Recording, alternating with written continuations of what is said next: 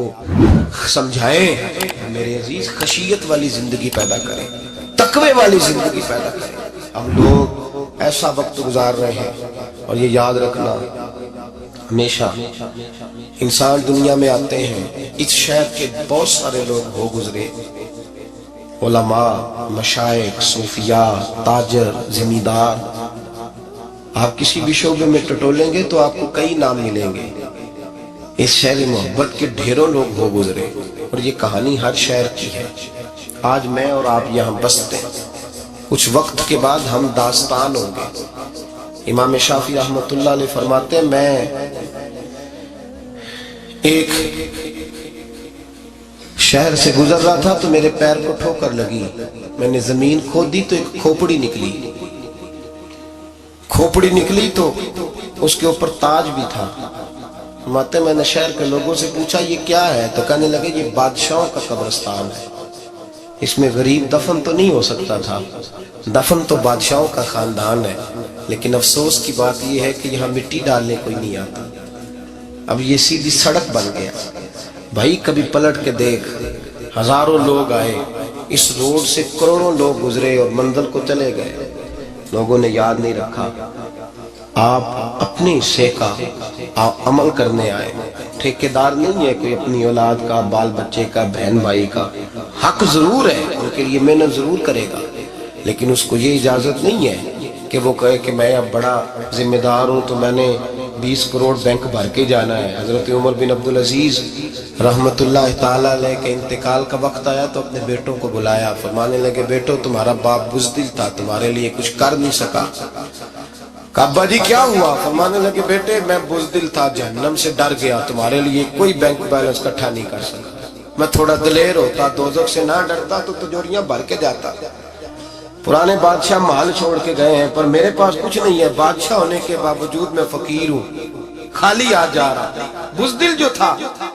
آپ نے جب یہ لفظ کہے تو بچے رونے لگے، کہنے لگے ابا جی ہمیں تو فخر ہے، ہمیں تو فخر ہے، جس گلی سے بھی ہم گزرتے ہیں کپڑے ہمارے سادے ہوتے ہیں، پر لوگ دکانیں چھوڑ کے ملتے ہیں، کہتے ہیں نیک باپ کی اولاد جا رہی ہے، یہ بڑے مرتبے والے باپ کی اولاد جا رہی ہے۔ بھائی یاد رکھیں، خشیت الہی پیدا کریں، نہ اپنی ذات کے ساتھ ظلم کریں۔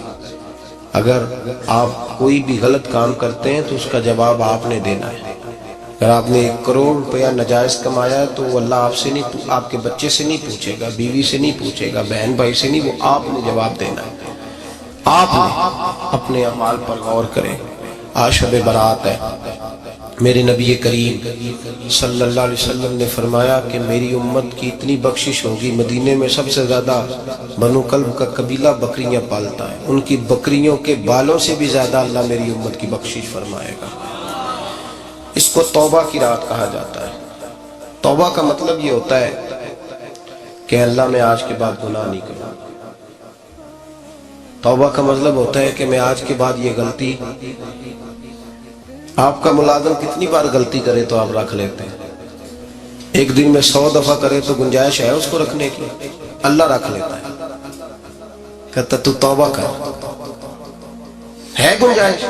میرا خیال ہے جو 10 بار بھی کرے اس کے لیے بھی گنجائش ہے، اس کے لیے بھی گنجائش ہے۔ استاد باپ ہوتا ہے، بچے سے غلطی ہو جائے تو کہتا تجھے ارجانہ بھرنا پڑے گا۔ بچے لگے نہیں ہوتے اسکولوں میں، جرمانے لگے ہوتے ہیں، چھٹی کا لیدا ہے، فلاں کام کا لیدا ہے، حالانکہ باپ ہے۔ بھائی اللہ فرماتا ہے تو توبہ کر، اور توبہ یہ ہے کہ میں آج کے بعد یہ گناہ، اس آدمی نے کل 5 نمازیں نہیں پڑھنی، اس کا آج توبہ کرنے کا کیا مطلب ہے؟ توبہ کا کیا مطلب ہے کہ میں آئندہ گناہ، تو جو سویرے 5 نمازیں نہیں پڑھنا چاہتا، کہتا کل زور نہیں میں نے پڑھنی، چلو فجر تک جاگنا ہے، فجر پڑھ لوں گا، تو اس نے توبہ کی ہے؟ کوئی مذاق ہے؟ استغفر اللہ استغفر اللہ استغفر اللہ، معاف کر دے، کیا معاف کر دے؟ سویرے تو مسجد آئے گا؟ بھائی آپ کسی جگہ، ہم سادے لوگ ہیں، دیہاتی لوگ، یہ ہمارا دیہات کا ماحول ہے، بچے کو مارتے ہیں نا مدرسے والے کے، تو ہم کہتے ہیں دوبارہ کرے گا؟ تو کیا کہتا ہے اگوں، تو جو بچہ کبھی تسی تھپڑ دو مار لو، میں سویرے پھر کرنا ہے، تو اس کو معافی ملے گی؟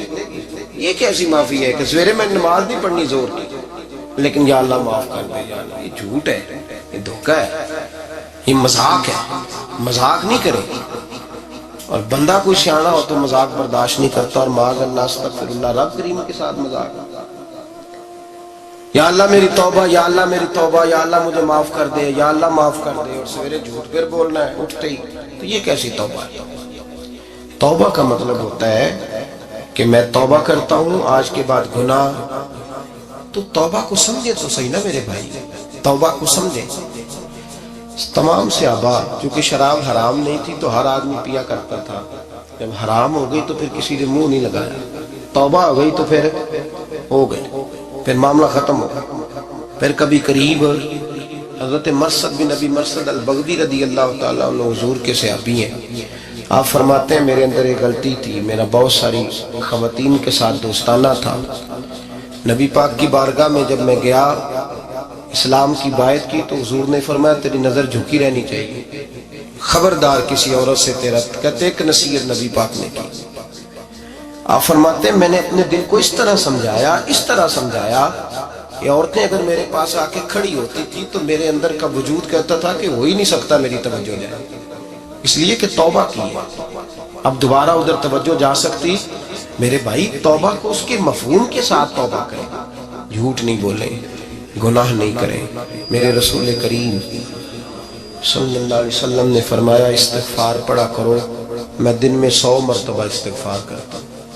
حضور کہتے ہیں میں دن میں، حضور 100 دفعہ دن میں استغفار کرتے. امام حسن کے پاس ایک شخص آیا، کہا میرے پاس اولاد نہیں، فرمایا استغفار پڑھ. ایک پھر آ گیا، اس نے کہا حضور میرے پاس روزی نہیں، فرمایا استغفار پڑھ. ایک اور آیا، اس نے کہا حضور بیماری بڑی ہے گھر میں، فرمایا استغفار پڑھ. آپ کے صاحبزادے بیٹھے تھے، کہا ابا جی جو آتا ہے آپ استغفار ہی بتاتے ہیں. آپ فرمانے لگے جب کوئی بندہ توبہ کرتا ہے تو رب راضی بڑا ہوتا ہے. تو میں نے سب کو توبہ کا وظیفہ بتایا ہے، جس کی جو بھی مجبوری ہو اگر توبہ کر لے تو اللہ تعالیٰ اسے آسانی عطا کر دیتا ہے، اللہ اس پہ نظر رحمت کر دیتا ہے. اپنے آپ کو تبدیل کریں، نماز کو اس کی حقیقت کے ساتھ پڑھا کریں، اس کی حقیقت کے ساتھ نماز کو پڑھیں. 5 وقت مسجد میں حاضری دیں، چھوڑ کے سارے کام چھوڑ کے، باقی سارا کچھ بعد میں. آپ کا رشتہ لوگوں کے ساتھ زندگی کا ہے، موت کا نہیں ہے. آپ خود دیکھ لیں جن کے بزرگ چلے گئے وہ ڈیلی جاتے ہیں قبرستان، کوئی بیٹھتا 2 گھنٹے جا کے، والد صاحب ہیں، دادا جی ہیں، نانا جی ہیں. دیکھا کبھی کسی کو صبح گیا ہو شام آیا؟ یہی حال ہمارا ہوگا، بالکل کوئی نہیں جائے. اور پھر جب کوئی انتقال کر جاتا ہے نا تو کوئی یہ نہیں کہتا کہ ابا جی کو غسل دے لو، کہتے ہیں میت کو غسل دو. ماں آنکھوں کی ٹھنڈک ہوتی ہے لیکن کہتے ہیں لاش کو اٹھاؤ، جنازے کو اٹھاؤ. آپ کے رشتے ناطے ختم ہو گئے.